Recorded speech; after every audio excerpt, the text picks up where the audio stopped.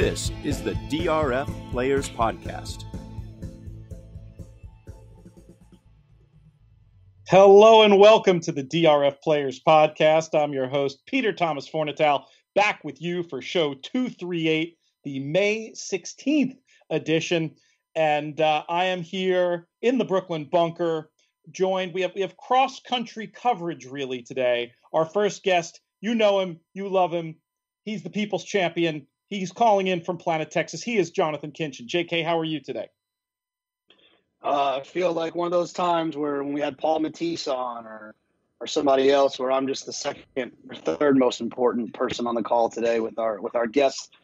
So I'll just deal with it. I can handle it. You can put your ego in check and help me welcome in our very special guest.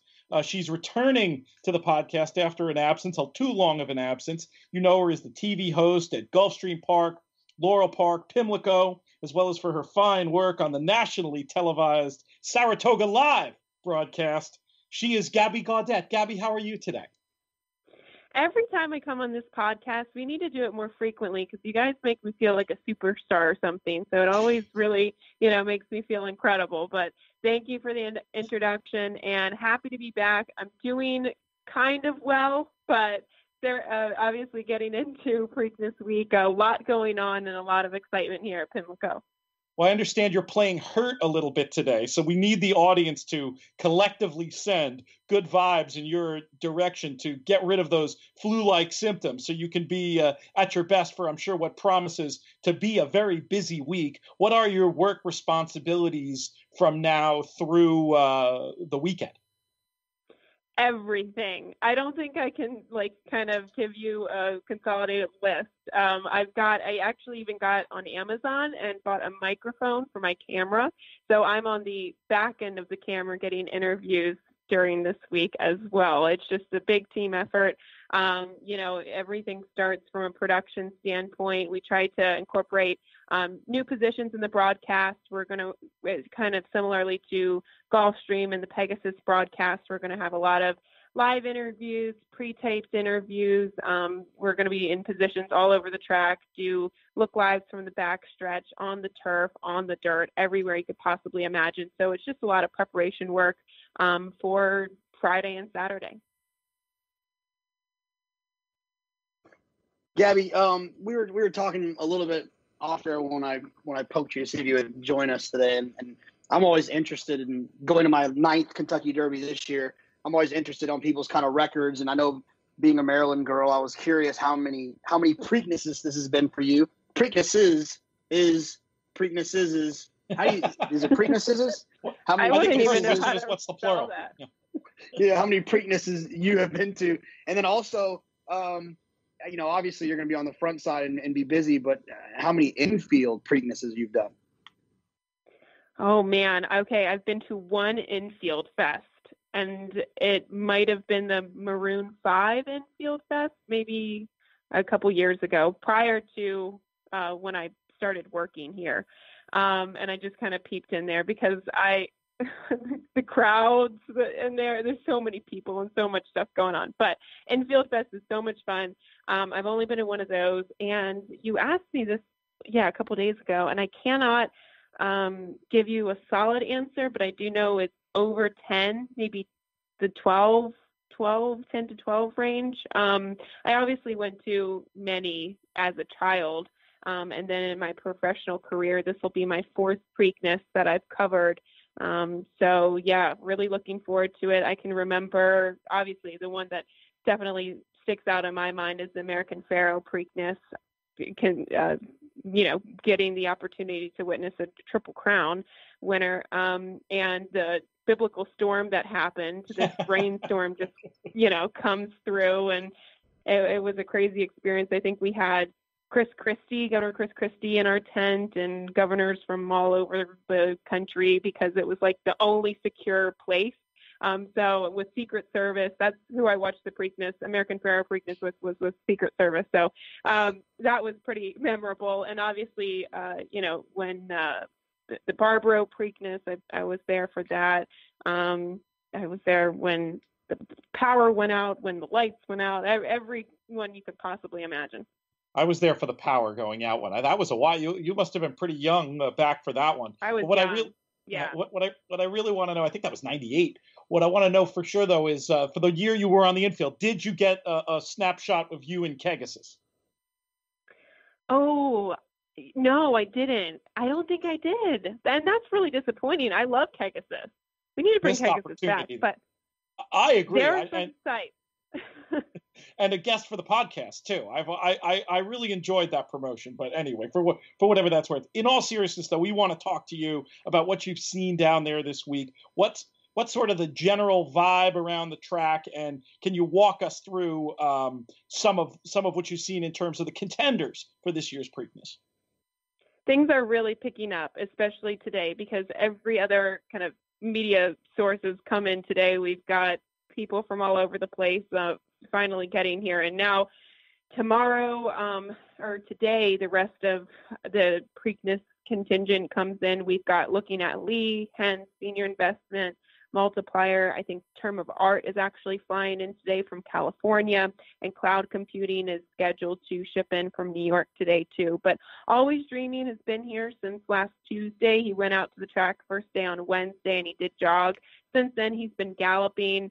Guinevere shipped in on Saturday. He jogged yesterday, went out and galloped today. Classic Empire, he shipped in yesterday. He went out to gallop today as well.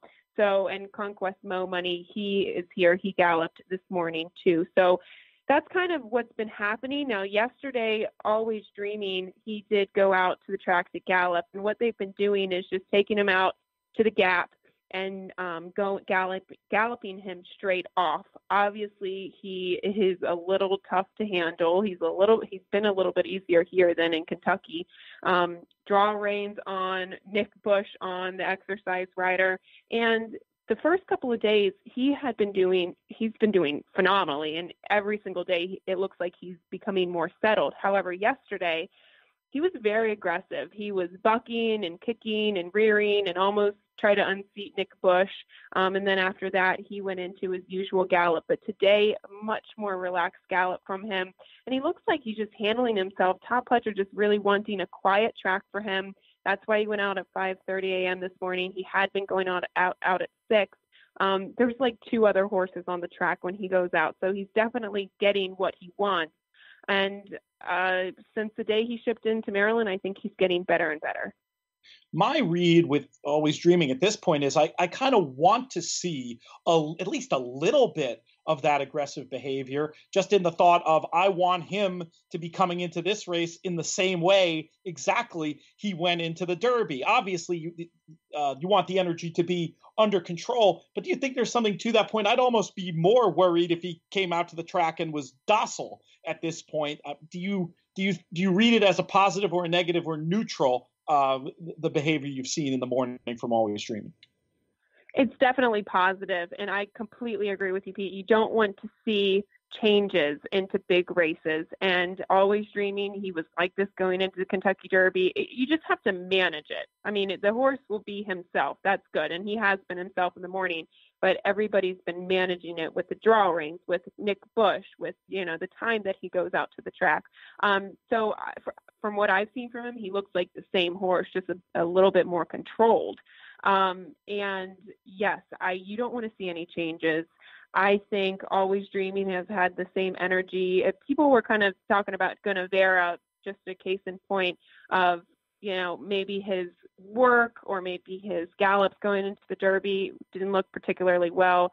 And that's always been him. And that's what I kind of said prior to the Derby and prior to Preakness. He's just kind of a lethargic horse, and you really have to make him do things. So if I were to see him running off, if I saw Guinevere running off in the morning every day, now shipping into Pimlico, I'd be a little bit concerned. So you just have to pay attention to the horse and see if there are any changes going into the big day. The other specific horse I wanted to ask you about was Classic Empire.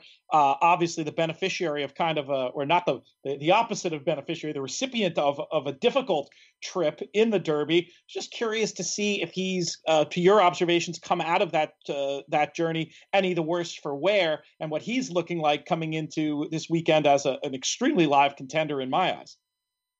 Yes. And it was just it was very unfortunate that he had the trouble coming out of the gate. He had trouble once again at the top of the stretch, and he was taken out of his, even if horses have trouble, the main problem is taking a horse out of their preferred running style, and he found himself well off the pace, whereas he's kind of a mid-pack stalker or closer to the lead front runner type of horse. So I thought that highly compromised him. Since then, I got to tell you, he looks so happy. He looked really happy going into the Derby. He looked really happy here. He's bright-eyed and cheery. And he just went out today. He jogged once the wrong way around the track, and then he turned around and he galloped once. And it was a pretty simple gallop, not really that aggressive, but you can just see he looks like a very happy horse. And I know when he came out of the Kentucky Derby, there was problems with his eye from the kickback. So they've been treating that with antibiotic, just like a little salve that you would put on. So that looks good. He looks like he's both he and Always Dreaming look like they didn't even run in the Kentucky Derby. That's how well they've come out of the race. Hear the phrase, you hear it more in the UK, I think, than you hear it here, but the idea that certain horses just really thrive on their racing. And maybe that's the case with a horse like Classic Empire. Maybe part of the antics, or whatever you want to call him, from earlier in the year had to do with the fact that he's just happier when he's out there getting to do his job. Is that something in your time around horses you've noticed, that there are some horses who are just happier when they're being asked to do more rather than less? Yes, and I get that feeling from Classic Empire. He wants to go out. He wants to train. He wants to run. Same thing kind of with Tepin. Like, just in my memory with and involvement with Tepin, she just, like, you could see just happy. She reeked of happiness every time she went out to the track. So he is definitely that. And also the biggest problem, or the biggest setback, I guess, for him in his career thus far was going into the Holy Bull. And that was the first time that he shipped into a race. And from what I've seen from him since then, shipping back from Arkansas Derby, shipping in here, shipping there, everywhere in between, he just doesn't look like a horse that ships very well. And he needs like a couple of hours or maybe a day to recover from it. And, in hindsight, that was maybe a lesson learned with this particular horse too. So there are a whole bunch of things surrounding Classic Empire, but it looks like, and plus hats off to his exercise rider, Martine, because that, a lot of people overlook that, but you prepare horses in the morning, and that is so important. Look at Nick Bush and Always Dreaming, how they've gotten along going into Derby and now going into Preakness, and Martine and Classic Empire. Sometimes you just have to have that rapport and that mutual respect, and it creates a good environment. And that's what I've seen from Classic Empire. They just, both horse and rider really respect each other in the morning. That's great stuff. JK, what else do you have for Gabby? We can keep her, I think, for 3 or 4 more minutes before we let her get about with her busy week. Martine, a.k.a. Macho Man Randy Savage, which so you guys have seen the pictures with the. We joked with Norm about one of Norm's childhood friends joked with him about why is he letting him wear those chaps, and Norm said if the horse trains, he can wear whatever he wants. So I told Julian Leparoux that maybe he should wear the chaps in the afternoon. Maybe, it's like the sound of the flapping fringe in the wind. Well, let me know if you can get him to do that, because if you can, then I'm going to get on as much as I can on Classic Empire before that becomes public knowledge. No, I just wanted to get your thoughts about it. I know you haven't looked much, but if you've at least glanced through the entries on Friday, if there's anything you're excited about. I noticed there's 65 entries for the late pick 5 that ends in the Black-Eyed Susan, which seems like it would be a pretty lucrative opportunity for people to get involved with. I know that Noble Bird shows up, and friend of the podcast, the Matisse brothers, are involved with a horse pay any price who's in the turf sprint. I just want to see if there's anyone that you'd kind of got your attention in any of those 5 races that are in the pick 5 on Friday. Well, as you said, the pick 5, it does start in the Pimlico Special, which is race 7. And then you go to the Hilltop Stakes. There's the Miss Preakness Stakes, the Jim McKay Turf Sprint, and then, as you said, it's capped off with the Black-Eyed Susan. And first and foremost, I can't believe that some of these races carded so many horses, and especially the Miss Preakness Stakes. How often do you see a 6-furlong 3-year-old filly race on the dirt, card 14 horses? I mean, that's incredible. And even the Jim McKay Turf Sprint with 14 horses going 5 furlongs on the turf. I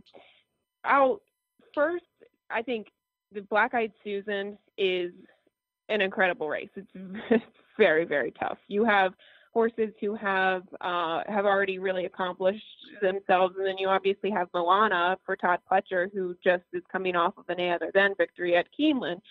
So that's a wide open race. The Jim McKay Turf Sprint, I'm really looking forward to Ben's Cat coming back. I'm wondering how he can do. Usually, historically speaking, second race off of the layoff is his best. Last year's Jim McKay Turf Sprint, I think, was one of his best races we've ever seen from him. So, from a sentimental standpoint, Ben's Cat, looking forward to that.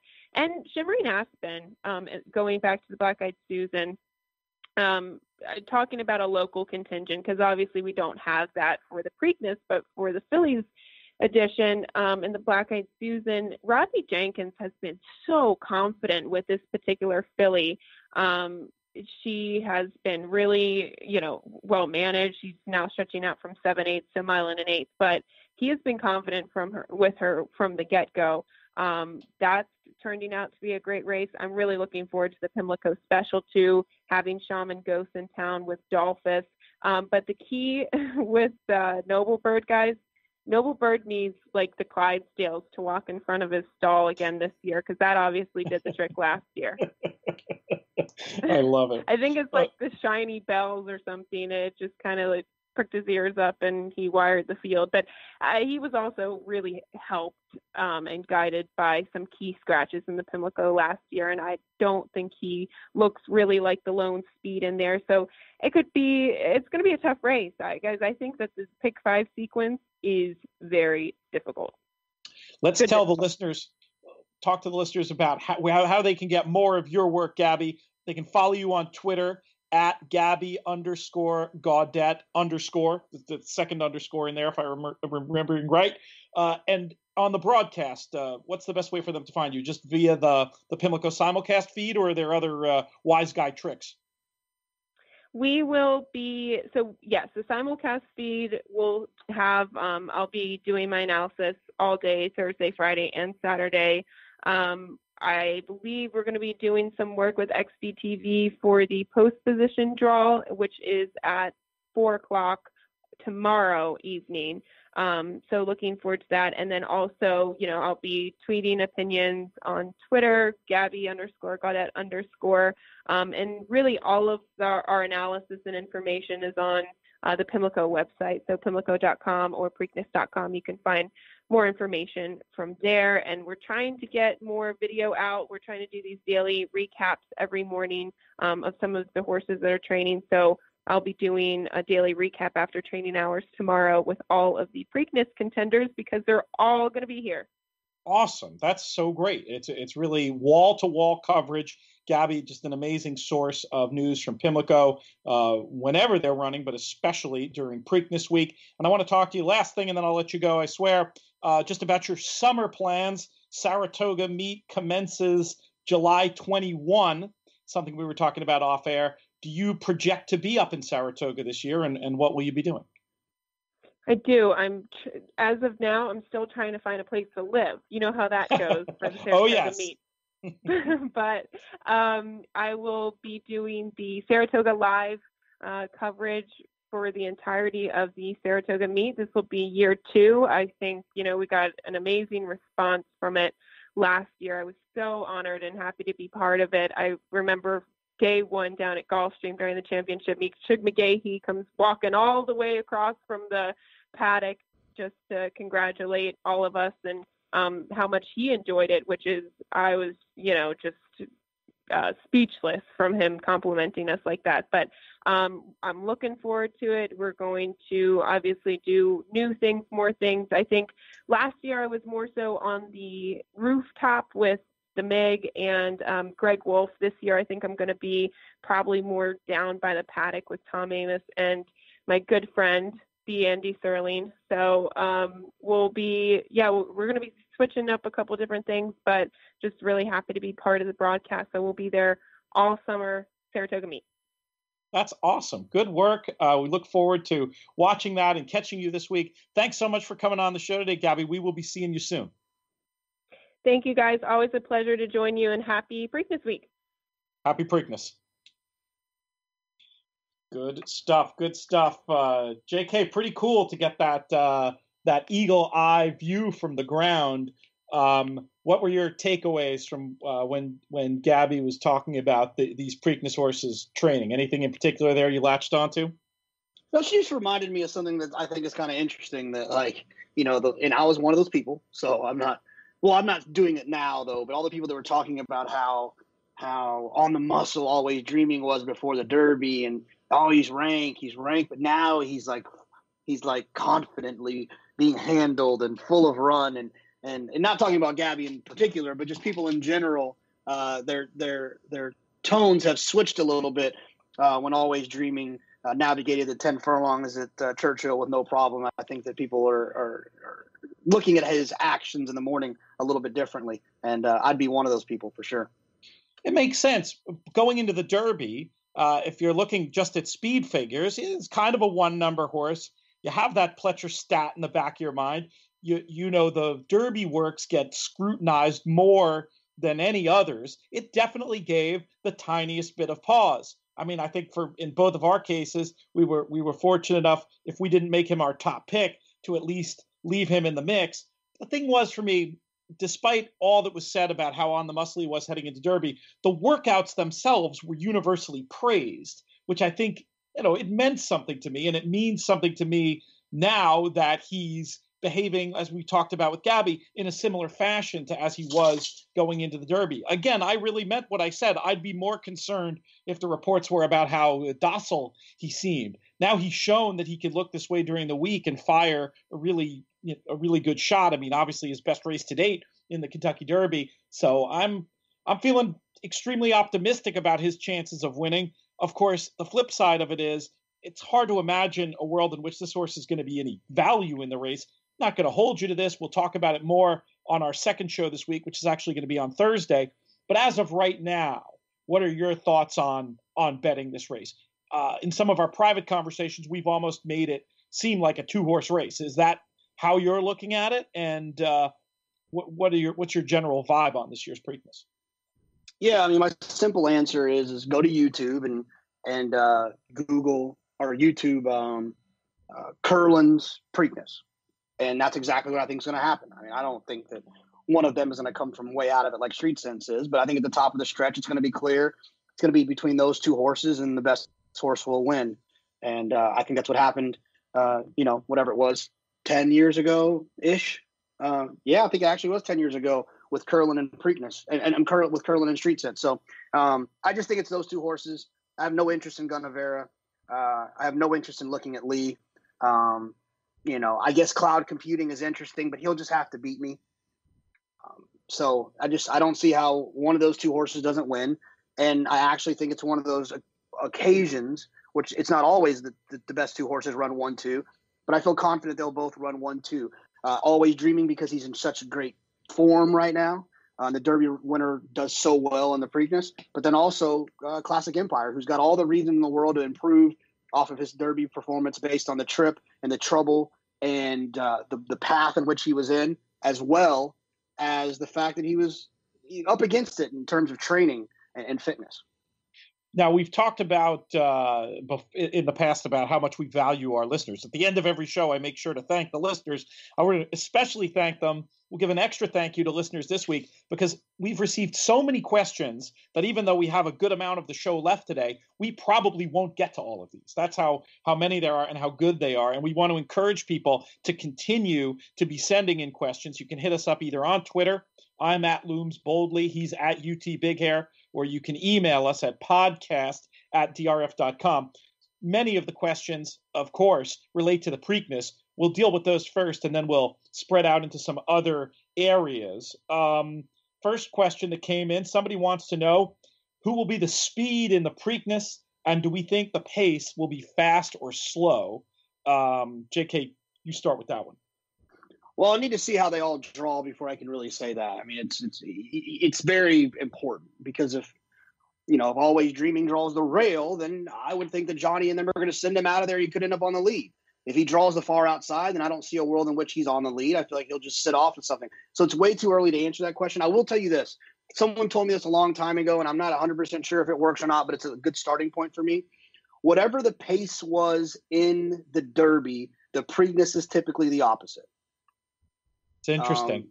The idea of the jockeys overreacting to what they just saw, kind of a thing. Yeah, exactly. They fly early in the Derby, and then it's slow. I think that a good example would be, I don't remember the fractions, so I could be wrong about this, but I believe he wired them or was pretty close to it. But Orb, they flew, collapsed. Oxbow, I think was that was a wire job, kind of loose, right? Yeah, for sure. Shackelford, it was slow, but then he went. I think he went a little bit faster in the Preakness. I think it just it's an interesting idea, but to answer the question, you got to wait to the draw. It's just too many situations. I mean, with American Pharaoh drawing the rail, I think that was part of the reason they sent him along, and he was on the lead in the Preakness. The same with Nyquist. It happened to work out disadvantageously, but they sent him to the lead because he was drawn down inside, and they tried to duplicate what American Pharaoh did. I think the draw will make a huge difference. Obviously, Conquest Mo Money has a little bit of speed. Doesn't appear there's going to be a ton of speed in the race, but I think the draw will make the difference. That was an observation I saw, not a question, but an observation from our friend Chris Larmy, who's part of our Triple Crown draft, who thought, now he said something to the effect of, isn't Conquest Mo Money lone speed? I'd be very careful with that, simply because I think as much speed as Always Dreaming has, especially when looking at pace figures, and as sharp as this horse is going to be, that I can't see Always Dreaming being the victim of another horse being loose on the lead. I just think he'll be too close. And with everything that's on the line, he's going to attack at the right point.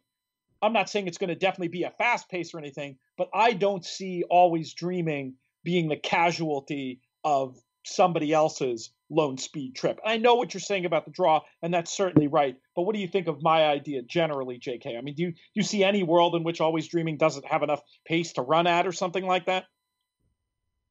No, I think it's a Todd horse, right? I mean, Always Dreaming is going to be first, second, or third early in the race. I mean, I'm not saying anything that's like super obvious, but it's not already super obvious. But he's going to be first, second, or third. I mean, he'll just be forward.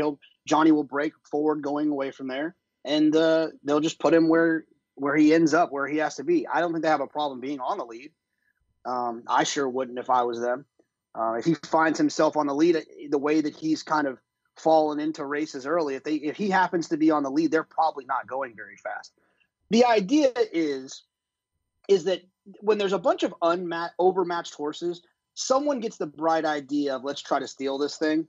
And when two people get that idea of trying to steal it is when it really cooks up. So there's really just no way to predict it. It's one of those weird races when it's kind of an overmatched situation. I mean, hell, Classic Empire could be on the lead.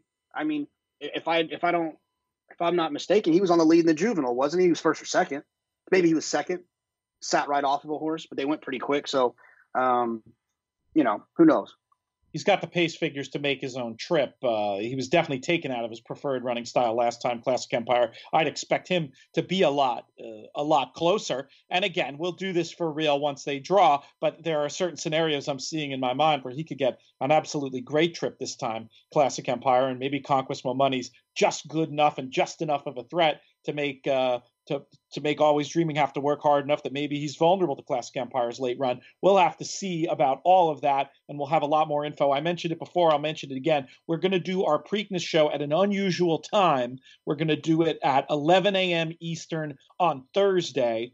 That way we can talk a little bit about the Black-Eyed Susan Day if we want in a little bit more detail. And it'll give us a chance to roll through the card. And I think it's just going to also work, frankly, with both of our travel plans, since we both plan on being out at Santa Anita to be watching the Preakness from the Eddie Logan suite. Are you now 100%? You were 50-50 last time.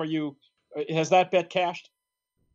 Yeah, I mean, I'm already waiting in line to cash it. So Yeah, I'm going to go. I mean, unless, obviously standby travel can always create interesting dynamics, but I will. And you'll be playing in the Preakness State contest out there, I presume. I will be. Yes, I will be participating in the Preakness contest. I'm a little bit sad. This will be my first Santa Anita contest of the year, which is typically never the case this late in the year, but better late than never. Looking forward to it for sure. I did something like 15 winters in a row out there and just didn't make it this year. So I'm really excited for my return. I just discovered this morning that I've been booked as a guest on the Quigley Show on Saturday. So you can tune into the simulcast feed. We'll be going over, TQ and I'll be going over the card, and I'm sure talking about the Preakness and some of those stakes as well. So that's always fun to get a chance to go there. I'm sure one of the other things we'll be talking about is the World Championship handicapping. We've got qualifying action every day, Wednesday through Sunday on the DRF tournament site. We've got the big grade 1 qualifier this weekend. You can either feed into that by playing in a round 1 where you have to be 1 in 7, or you can buy in directly to that.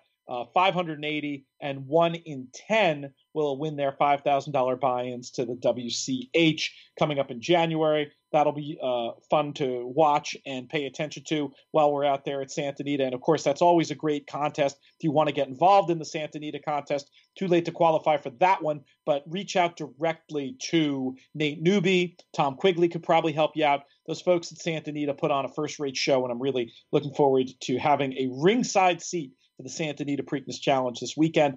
Some of the questions we had, JK, were actually looking ahead already to the Belmont.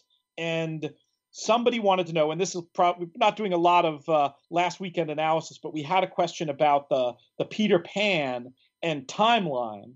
And the question, it was sort of a two-part question. Where do you think timeline will run next? And would your decision of what to do with timeline have anything to do with whether or not Always Dreaming is going to be going for the Triple Crown in 3 weeks' time? I mean, it wouldn't affect my decision. I don't know. I thought he was going to skip it. Is that not the case anymore? I saw on Twitter that he wasn't going to go, but is he still thinking? I don't know. I was under the impression of skipping it too. I think the question was more just theoretical, like if you owned the horse, would that be have you seen enough from the horse that you think he'd be a contender in a race like that? Well, I'll just read a quote from the TDN that I pulled up just now where Chad says, I'm not interested in running the horse in the Belmont. He doesn't strike me as a 1.5 mile horse. So I'm going to put that in my DRF formulator notes right now, and I won't bet $1 on him in the Belmont if he shows up. And I would assume that they might skip and show up somewhere else. All right, that handles that. Somebody else was wanting to think ahead a little bit to Belmont Day and wanted your thoughts on races to pay particular attention to when evaluating the Met Mile and the Manhattan. And one thing I'll just say right off the bat is anytime we've had a couple of questions like this from listeners wanting to look ahead to big stakes. I think this is a byproduct of racing's big days getting bigger and better than ever. Players wanting to do a little bit of advanced handicapping, even weeks or a month out.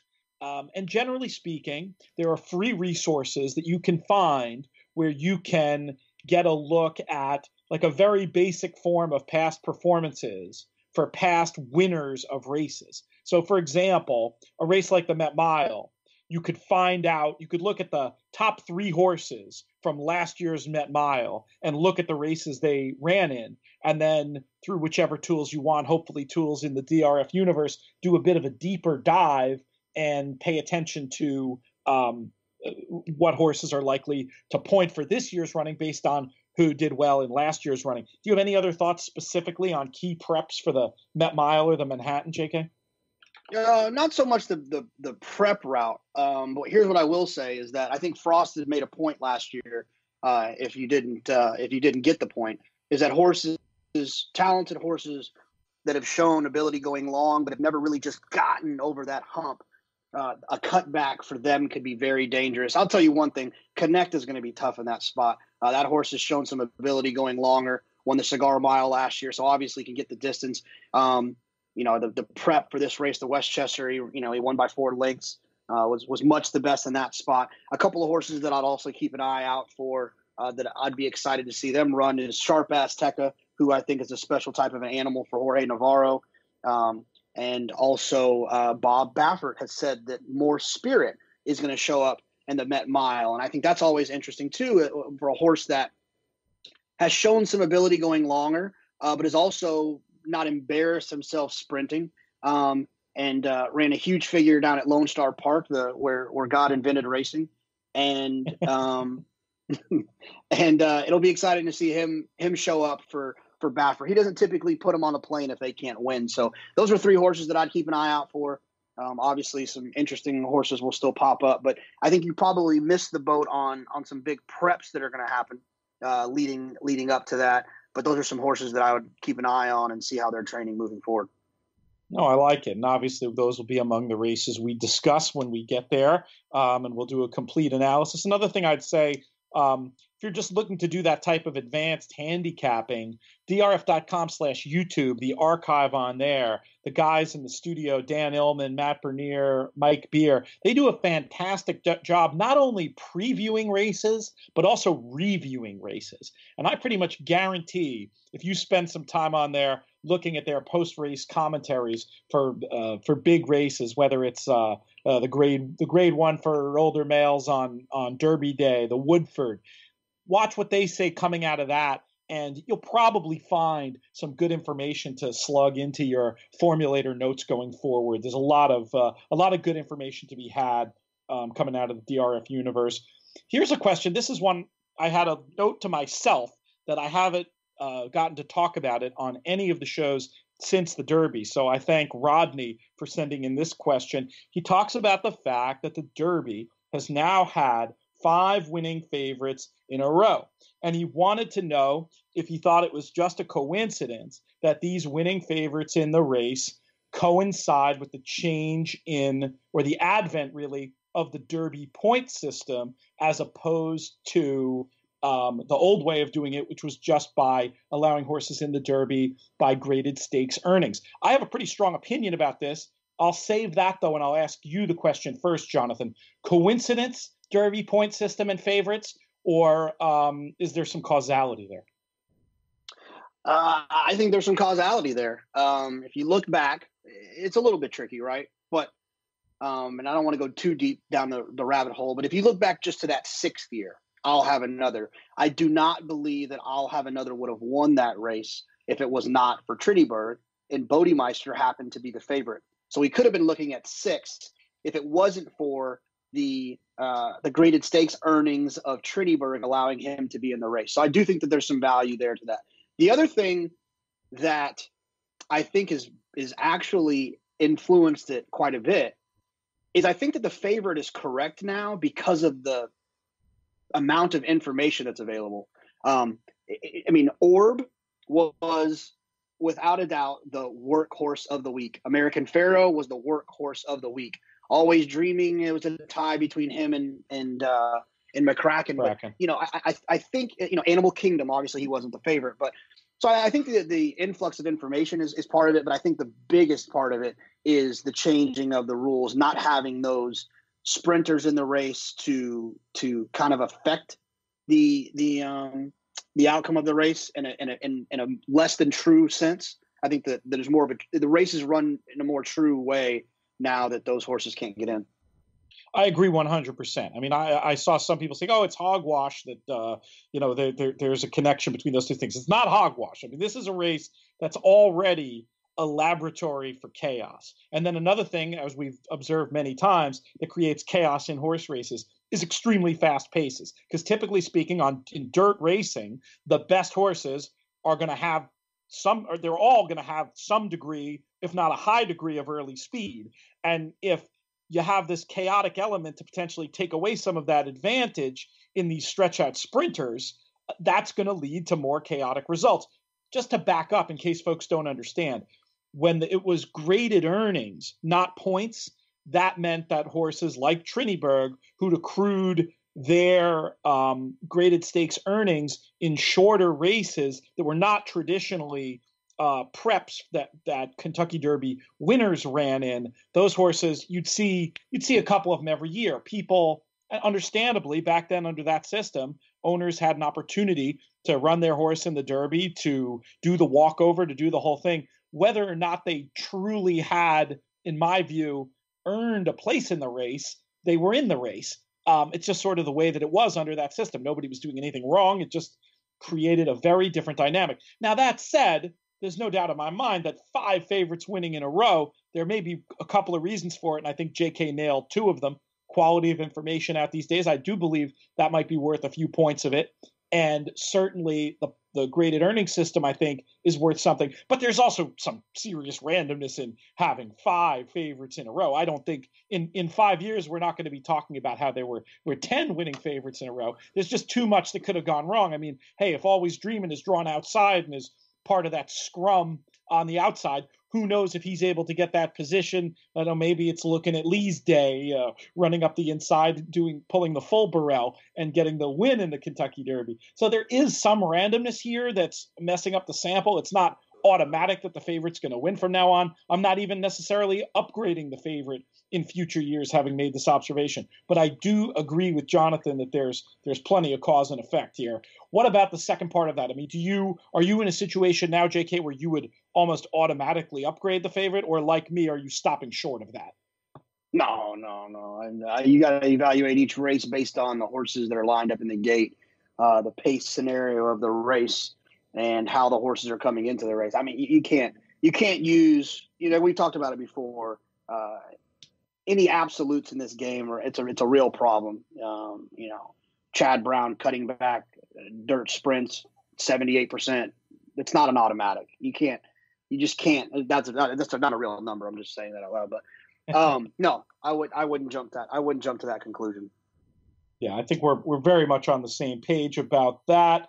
All right, we have some other questions a little bit related still to Triple Crown stuff before we go off and talk about some more general issues. The next question is about bias. Somebody wanted to know, this is sort of a hard one to answer, but I'll throw it at you anyway.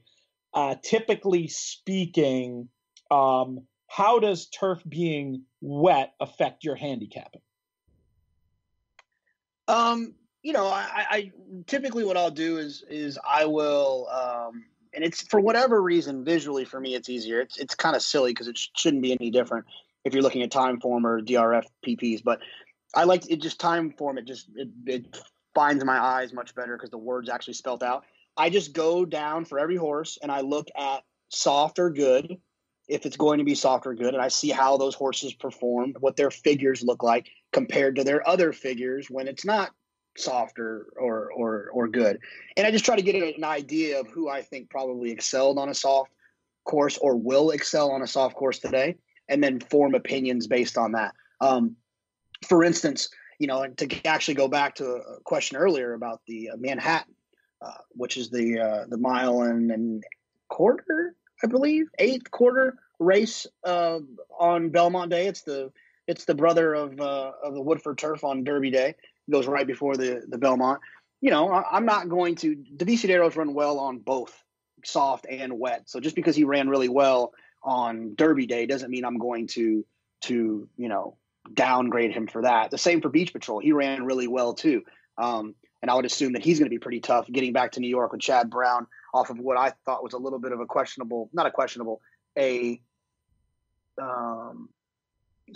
suspect break after getting DQ'd from Gulfstream. He should be sharper here. And he's run well on firm and soft. So I think that you just have to be aware of who excels on those two different services and how you can expect them to run today. The other thing is that the pace numbers can kind of be a little bit tricky. What I would do in those situations is I wouldn't so much look that the half was in 50 seconds and say, oh, it was a slow pace. It probably was. But I would also look at the race shape, right? Did the leader stay on? Did it kind of fall apart? Were there a lot of closers that excelled even though it was slow? So those are some of the things that I would do. The clock can trick you when the grass is soft. The only other thing I'd add, I think Jonathan covered that really well, but breeding in general, you'll see. We saw this at Keeneland one of the days we were there, and unfortunately I don't have the recall to remember the name of the horse who did well in a wet turf stake when we were there. And this was a horse coming from California.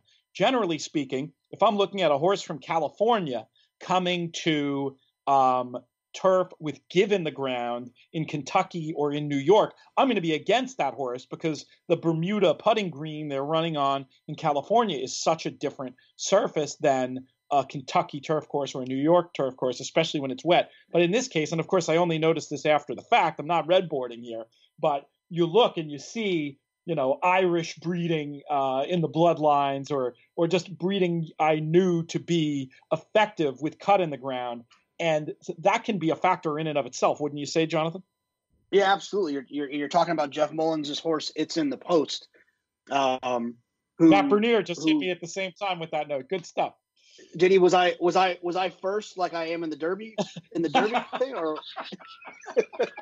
Oh, you were going to be insufferable.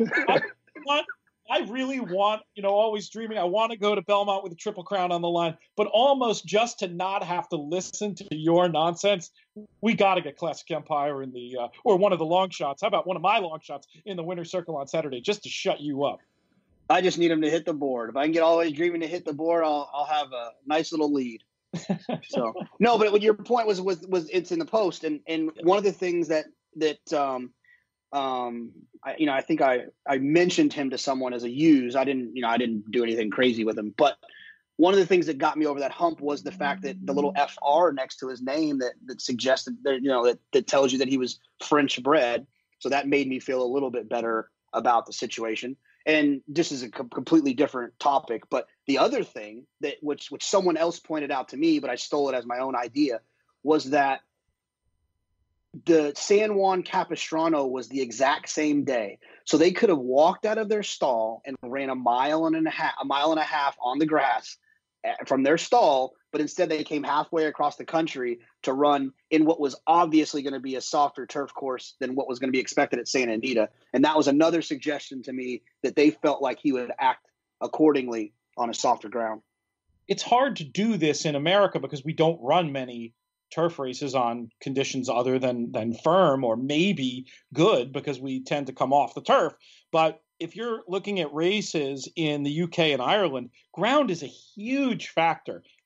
If anything over there, it's overrated. We saw an instance last year at Royal Ascot. We talked about Tepin before on the show. Let's bring her up again, where some wise guys over there thought the ground had gone against Tepin with the extra moisture they'd received, and she ended up drifting out on the day from 7-2 or 4-1 all the way out to something like 7-1, a really huge difference. That was maybe overreacting to the idea of ground, but the idea that there are just certain horses who are going to prefer it and it's going to seriously compromise others, sometimes that can be the dominant factor when you're making an assessment, when you're handicapping an individual horse, and it's something to keep in mind. Now, I'm glad we went on this tangent. I think there's plenty to unpack there, but I do think the question initially was probably more about what kind of bias do you expect on a wet turf, and I don't think there's any real way to answer that, though I would say that the tendency for wet turf to be more tiring is certainly real, and in that you don't see a lot of speed favoring wet turf courses, do you, Jonathan?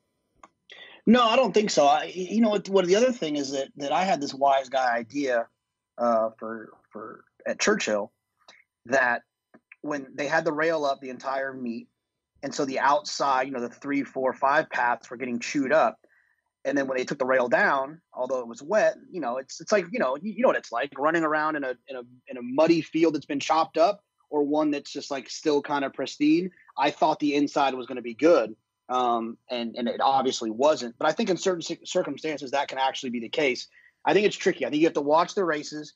I think one of the biggest things that you can do when you're on track evaluating what parts of the grass are good is watch the head-on after turf races run. And a perfect example of that, if you want a good example, is to look at the Distaff Turf Mile on Saturday on Derby Day, where which I'm sure it will soon be called the Tepin.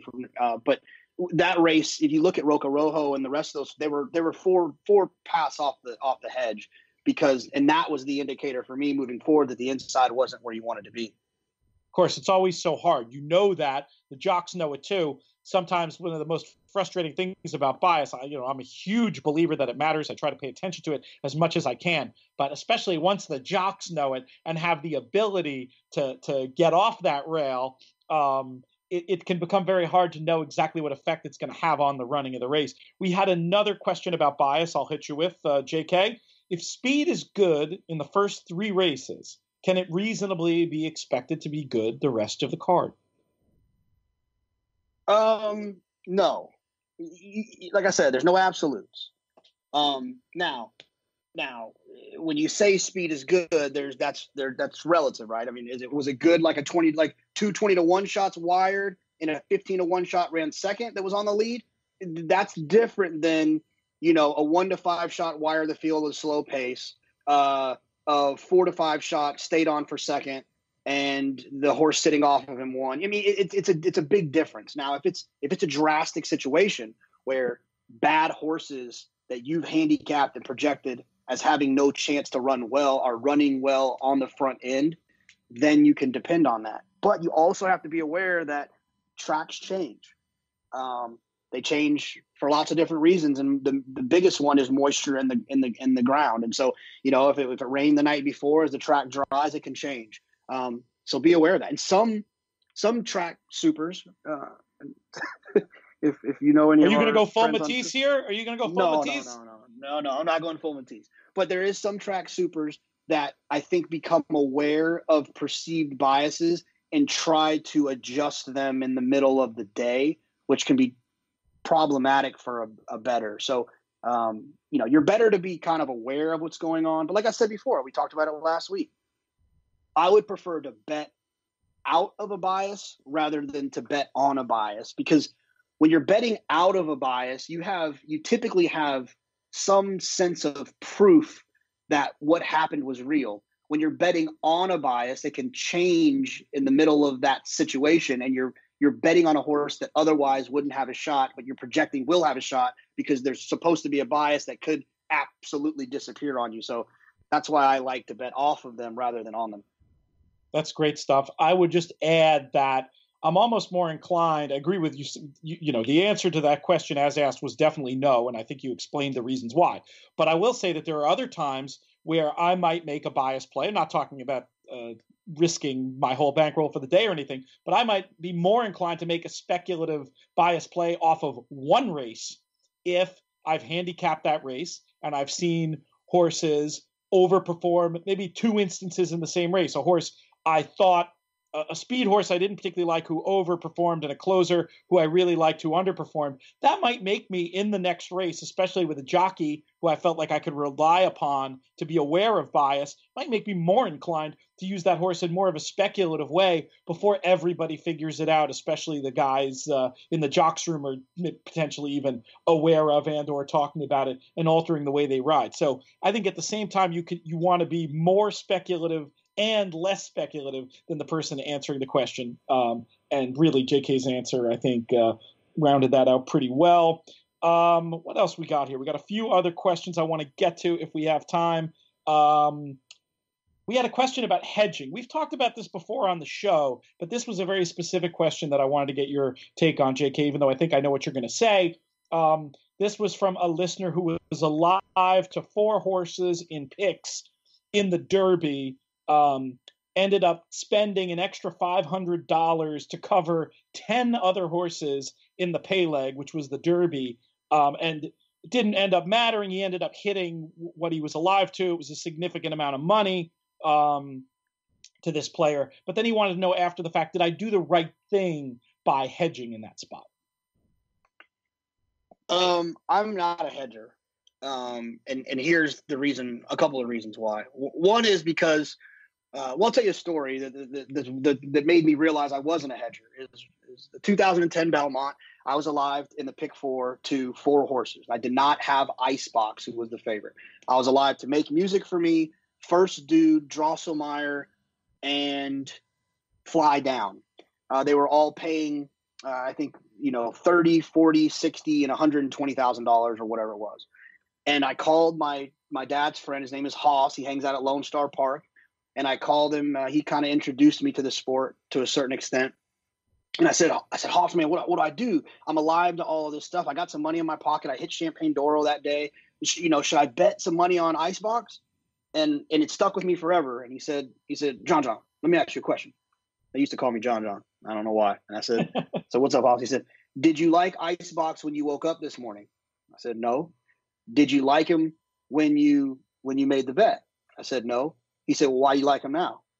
And then he said an expletive that I won't say. If you really want to know what it is, you can text me. But he told me to grab something.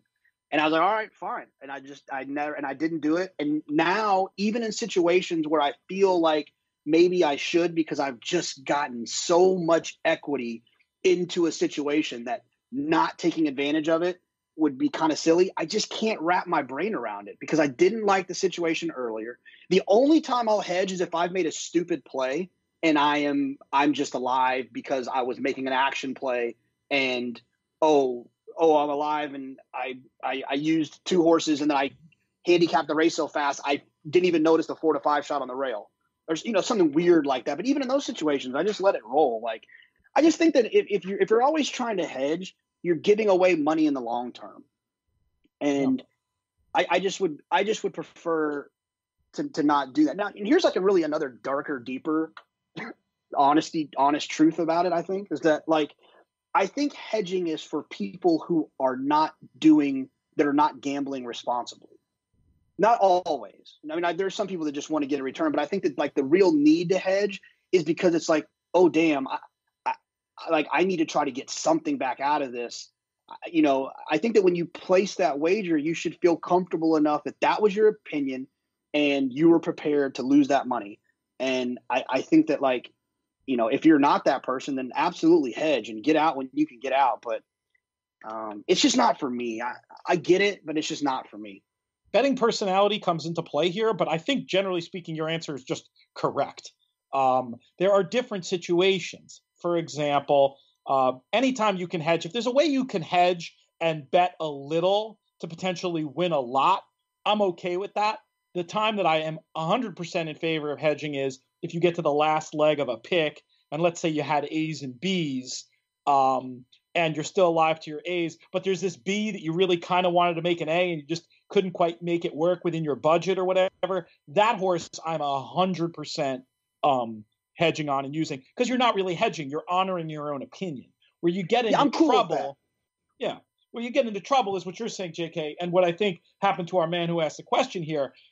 I don't think he was honoring his opinion, spreading that 500 around. There's no reason. I mean, I not to pick, but I guarantee he bet something on Taprit or Patch or God, I mean, who knows who, like a horse that he didn't like, and and look, God bless him, it worked out. And I'm not knocking, but I want to. If I'm in a situation where I'm alive to $1,000 and I know that I'm going to, if I can get something very likely, my opinion home, it's going to pay $1,000.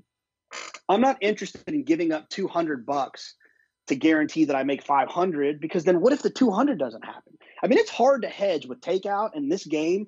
It's harder than you think it is to hedge to kind of guarantee yourself a situation. He was alive to 4 horses. He bet on 10 other horses. That means there's 6 horses in that field that could have really ruined his day. And I'm not crazy about that whole idea. Yeah, and yes, it worked out, but in another sense, he probably gave away 10% of his potential profit with that 500 spread around. Like that money, at the end of the year, the money that, and you really get this when you keep records, and I know you know something about this, Jonathan. When you go back and you look at your records and you're looking at your year, money not lost is the same as money won at the end of the year. It might not feel that way on the day when you're hedging and you hit the 2,000 and you feel great. But at the end of the month, at the end of the year, when you're looking, if you go through the trouble of looking back at it, which any player who's serious about winning in the game has to be doing, that's $500 that you don't have in your account at the end of the year. You gotta keep that in mind too. The other type of hedge that I would do is like a looser version of my opinion, right? So in that situation, I was alive to 4 horses, and I was going to bet that $500. I would bet an exacta with the horses that I didn't use that I kind of liked, with my 4 horses running second.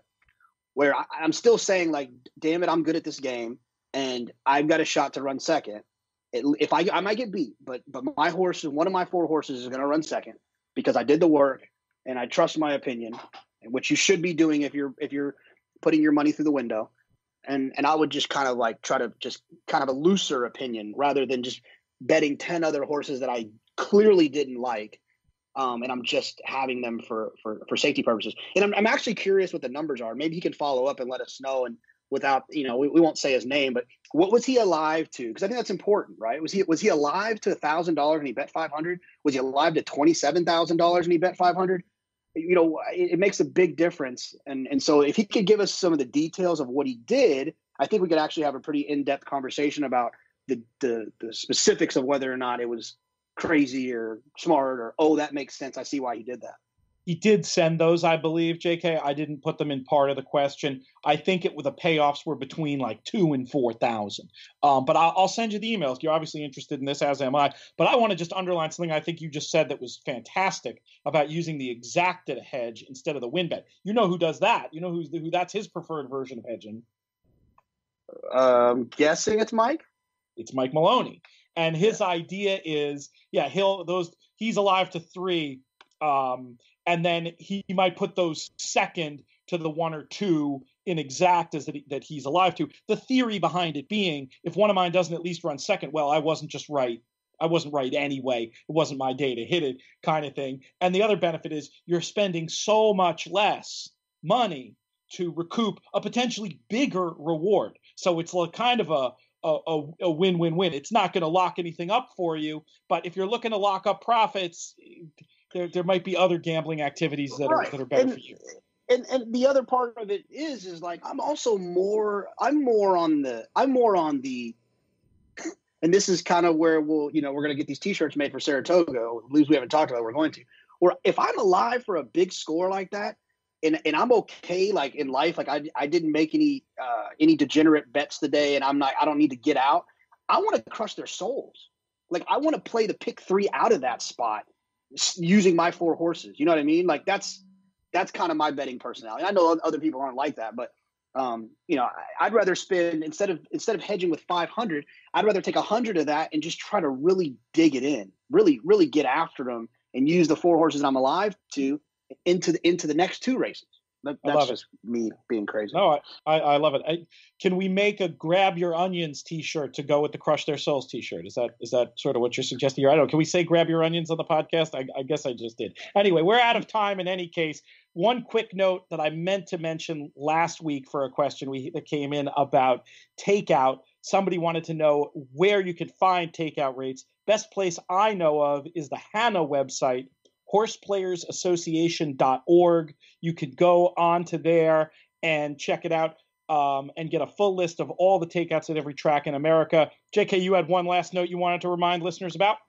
Yeah, just want to remind everybody Thursday. It's the Preakness week, so I would hate for people to be looking for us on Friday. If you're traveling on Friday, you should be able to download and listen. We're going to talk a little bit about the Black-Eyed Susan Stakes.